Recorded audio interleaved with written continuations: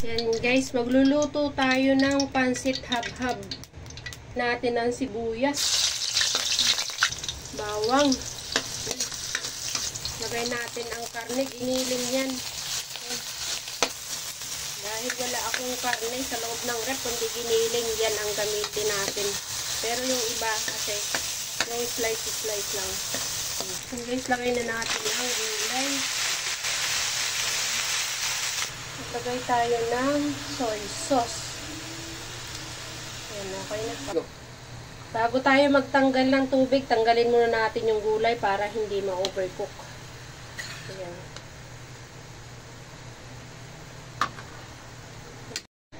Lagyan na natin ng pampalasa kasi kumukulo na ang tubig.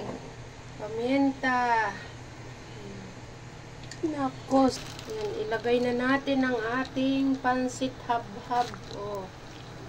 Yan. Ayan guys, ilagay ko na yung gulay. Oh.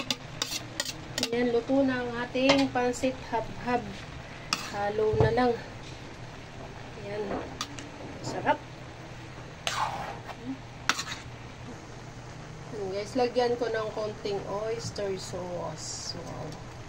Para mas masarap ang lasa.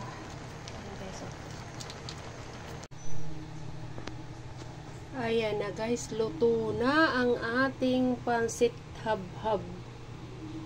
Ang sarap. Thank you for watching guys. Bye-bye.